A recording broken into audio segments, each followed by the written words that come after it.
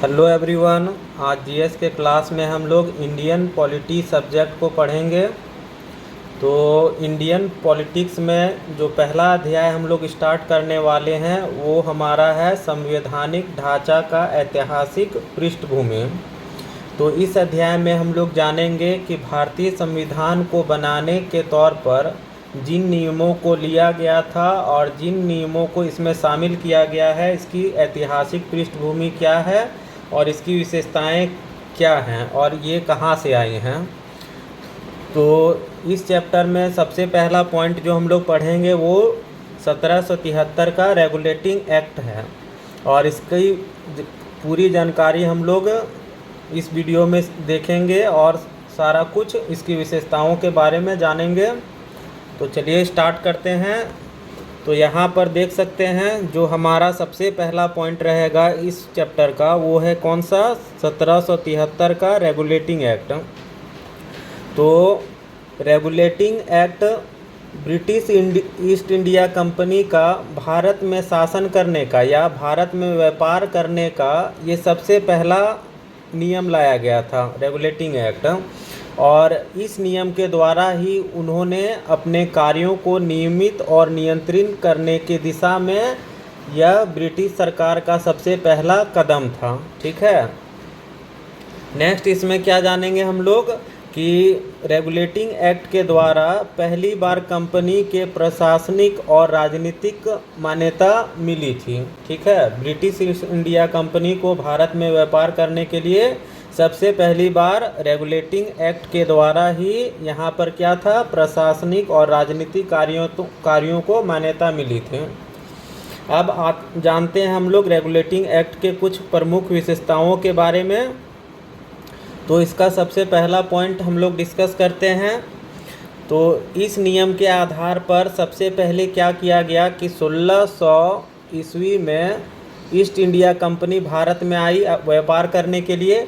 तो यह क्या हुआ 1773 में, यहाँ पर क्या हो रहा है 1600 ईस्वी में ये ईस्ट इंडिया कंपनी भारत में आई और 1773 में रेगुलेटिंग एक्ट पारित होता है, जिसके द्वारा क्या किया जा रहा है कि ईस्ट इंडिया कंपनी भारत में किस प्रकार से अपना शासन करेगी उसके बारे में कुछ नियम को या कुछ एक्ट लाया गया। ठीक है, तो यहाँ पर सबसे पहला जो था इसमें वह क्या था कि बंगाल में जो गवर्नर थे उसे अब क्या कहा जाने लगा, बंगाल का गवर्नर जनरल कहा जाने लगा। ठीक है, तो सबसे पहला पॉइंट हम लोगों को याद रखना है रेगुलेटिंग एक्ट में कि जो बंगाल के गवर्नर थे रेगुलेटिंग एक्ट के आधार पर वह अब क्या हो गया, बंगाल का गवर्नर जनरल हो गया। ठीक है, अब बंगाल का गवर्नर जनरल बन गया तो इसके पास बहुत सारी अन्य शक्तियां आ गई और इसके अंदर बहुत सारे और भी क्षेत्र आ गए। पहले तो ये क्या करता था, सिर्फ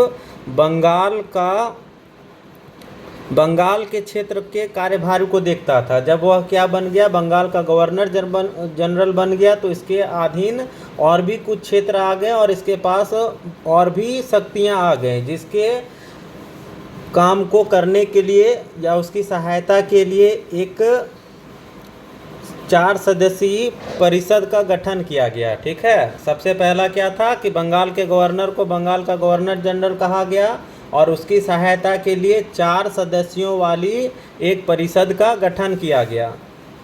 और इसमें क्या याद रखना है हम लोगों को, इसे याद रखना है कि भारत का जो पहला गवर्नर जनरल बना वो कौन था, लॉर्ड वारेन हेस्टिंग था। तो ये हमारा पहला पॉइंट सबको समझ में आ गया होगा। नेक्स्ट अब पॉइंट पर आते हैं।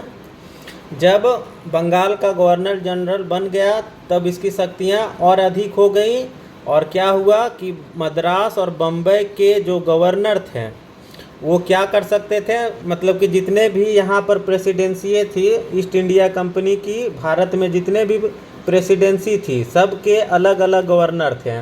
जब यह रेगुलेटिंग एक्ट पारित हुआ तो क्या हुआ कि मद्रास और मुंबई, यहाँ पर देखिएगा मद्रास और मुंबई के जो गवर्नर थे इसकी शक्तियों को ख़त्म कर दिया गया। अगर अब क्या था कि मद्रास और मुंबई के जो गवर्नर थे ये क्या करने, अगर अपने क्षेत्र में कोई भी कानून बनाना चाहते थे तो उन्हें क्या करना पड़ेगा, अब बंगाल के गवर्नर जनरल के पास जाना होगा और अपनी बातों को रखना होगा। और यही है जो बंगाल का गवर्नर जनरल अब यही अपनी क्या करेगा, इस नियमों को पारित करेगा। अब इनके पास शक्ति नहीं रही, ठीक है। मद्रास और बम्बई के जो गवर्नर थे उनका जो भी कार्य था किसके अधीन आ गया, बंगाल के गवर्नर जनरल के अधीन आ गया। अब उन्हें कोई भी नियम बनाना है तो उसको क्या करना होगा, बंगाल के गवर्नर जनरल से सहमति प्राप्त करनी होगी, ठीक है। दूसरा बिंदु क्लियर हो गया होगा। इसमें क्या था कि बंगाल और मद्रास के जो गवर्नर थे इसकी शक्तियों को समाप्त कर दिया गया और उन्हें बंगाल के गवर्नर जनरल के अधीन कार्य करने के लिए कहा गया।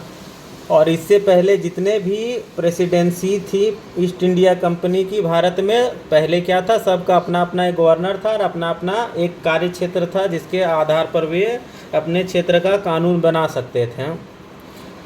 अगला बिंदु है जो बहुत इम्पोर्टेंट है, इसमें हम लोगों को ध्यान रखना है क्या कि रेगुलेटिंग एक्ट 1773 में जब ये लागू किया गया या जब भारत में ये आया तो 1774 में उसके एक साल के बाद कलकत्ता में एक सुप्रीम कोर्ट की स्थापना की गई, ठीक है। कलकत्ता में क्या किया गया, एक सुप्रीम कोर्ट बनाया गया जिसमें एक मुख्य न्यायाधीश था और उसकी सहायता के लिए 3 न्यायाधीश थे। बड़े बड़े जो केस होते थे व्यापारिक मामले के ईस्ट इंडिया कंपनी के, वो क्या करते थे, मुख्य न्यायाधीश देखते थे। और जो छोटे मोटे चीज़ होते थे वो क्या करते थे, अन्य 3 न्यायाधीश थे, उन्हीं को देखने का काम मिला था। तो यहाँ पर हम लोगों का तीसरा पॉइंट क्या हुआ कि रेगुलेटिंग एक्ट 1773 के आधार पर यहाँ पर क्या किया गया, कलकत्ता में एक सुप्रीम कोर्ट बनाया गया 1774 ईस्वी में और एक उसमें मुख्य न्यायाधीश था और उसके सहायता के लिए 3 और न्यायाधीश थे। अगला पॉइंट है हमारे पास कि ईस्ट इंडिया कंपनी में पहले क्या होता था, कोई भी काम करने के लिए बहुत सारा रिश्वत ले लिया जाता था, ठीक है। तो उसी को ख़त्म करने के लिए 1773 के रेगुलेटिंग एक्ट में एक ऐसा नियम भी आया जिसमें कहा गया कि ईस्ट इंडिया कंपनी के जितने भी कर्मचारी हैं वे निजी व्यापार नहीं कर सकते हैं, मतलब खुद का व्यापार वे नहीं कर सकते हैं। और साथ ही क्या कहा गया कि भारतीय लोगों से किसी भी तरह का उपहार नहीं ले सकते हैं या तो कोई भी प्रकार का रिश्वत नहीं ले सकते हैं। इस पर क्या कर दिया गया, प्रतिबंध लगा दिया गया है ना। ये चीज़ भी याद रखना हम लोगों को कि अगला पॉइंट के आधार पर कि कोई भी ईस्ट इंडिया कंपनी के अंतर्गत कार्य कर रहा है तो उसे ना ही किसी भी प्रकार का उपहार लेना है और ना ही किसी भी तरह का रिश्वत लेना है। नेक्स्ट और आखिरी पॉइंट हम लोग रेगुलेटिंग एक्ट का डिस्कस करेंगे जिसमें हम लोग जानेंगे कि ब्रिटिश सरकार का जो कोर्ट ऑफ डायरेक्टर बनाया गया था ईस्ट इंडिया कंपनी को चलाने के लिए, जिसे हम लोग क्या कह सकते हैं, ईस्ट इंडिया कंपनी का गवर्निंग बॉडी जो गवर्न करती थी, ठीक है। तो यहाँ पर इस प्रकार का एक बॉडी बनाने के बाद भारत में ईस्ट इंडिया कंपनी का जो नियंत्रण था ये ज़्यादा सशक्त हो गया। क्यों सशक्त हो गया, तो इसमें यह कारण था कि भारत में जितना भी राजस्व होता था, मतलब कि ईस्ट इंडिया कंपनी के द्वारा जितना भी पैसा कमाया जाता था, जितना भी लोग इसके अंतर्गत काम करते थे और जितनी इसकी सैन्य शक्ति थी, सैन्य मतलब क्या हो गया, सैनिक थे, ईस्ट इंडिया कंपनी ने जितने भी सैनिक रखे थे उन सभी की जानकारी क्या कर दिया गया, ब्रिटिश सरकार को देना आवश्यक हो गया। अब किसी भी बात को यहाँ के जो गवर्नर थे या कोई भी कर्मचारी था उसे छिपाया नहीं जा सकता था। तो यही 4-5 बिंदु है हमारे पास यहाँ पर रेगुलेटिंग एक्ट के बारे में। तो इसमें हम लोगों को याद रखना है सबसे पहला क्या कि रेगुलेटिंग एक्ट क्या था, नियंत्रण और नियमित रूप से काम करने के लिए ब्रिटिश इंडिया कंपनी के द्वारा यह पहला कदम उठाया गया था। दूसरा क्या था, इसमें जो यहाँ पर प्रशासनिक और राजनीतिक काम था इसको मान्यता मिली थी भारत में ईस्ट इंडिया कंपनी का। और इसकी विशेषताएं की बात किया जाए तो सबसे पहला विशेषता क्या था कि बंगाल का गवर्नर को गवर्नर जनरल बना दिया गया और सबसे पहला जो गवर्नर जनरल बना वो कौन था, वारेन हेस्टिंग था, है ना, वारेन हेस्टिंग था। इसमें क्या था कि बंगाल और मुंबई और मद्रास के गवर्नर जनरल का शक्ति ख़त्म कर दिया गया और उसको बंगाल के गवर्नर जनरल के अधीन कर दिया गया था। नेक्स्ट बिंदु हम लोग अगर देखेंगे तो इसमें क्या था कि कलकत्ता में 1774 ईस्वी में एक सुप्रीम कोर्ट का स्थापना किया गया। और इसके बाद अगर हम लोग देखेंगे तो यहाँ पर क्या था कि ईस्ट इंडिया कंपनी के किसी भी कर्मचारी को निजी व्यापार नहीं करना था, ना ही किसी प्रकार का उपहार और रिश्वत लेना था, है ना। और लास्ट पॉइंट क्या था कि इसमें कोर्ट ऑफ डायरेक्टर्स बनाया गया, ईस्ट इंडिया कंपनी के द्वारा कोर्ट ऑफ डायरेक्टर्स बनाया गया, जो कि थी ईस्ट इंडिया कंपनी की गवर्निंग बॉडी। ठीक है, गवर्निंग बॉडी क्या करती थी कि भारत में ईस्ट इंडिया कंपनी के द्वारा किसी भी तरह का राजस्व हो, नागरिक मामला हो या सैन्य मामला हो, सभी का जानकारी क्या करता था, वह ब्रिटेन में बैठे सरकार को अपनी जानकारी या अपनी रिपोर्ट पेश करती थी, जिसके आधार पर यहाँ का जो भी काम चलता था सभी का जानकारी वहाँ के सरकार को या वहाँ की महारानी एलिजाबेथ को पता चल जाता था। तो यही 4-5 बिंदु इसमें महत्वपूर्ण थी। आज उम्मीद है आप लोगों को यह पाँचों बिंदु समझ में आ गया होगा। और अपनी सुविधा के लिए आप लोग क्या कर सकते हैं, जो भी यहाँ पर नोट्स आप लोगों को दिख रहा है जो मैंने यहाँ पर तैयार किया है, तो आप लोग इसका स्क्रीनशॉट ले लीजिए और साथ ही साथ क्या कीजिए, अपने कॉपी में इसे उतार लीजिए, जिससे आप लोगों का एक बहुत ही बेहतरीन नोट्स तैयार हो जाएगा।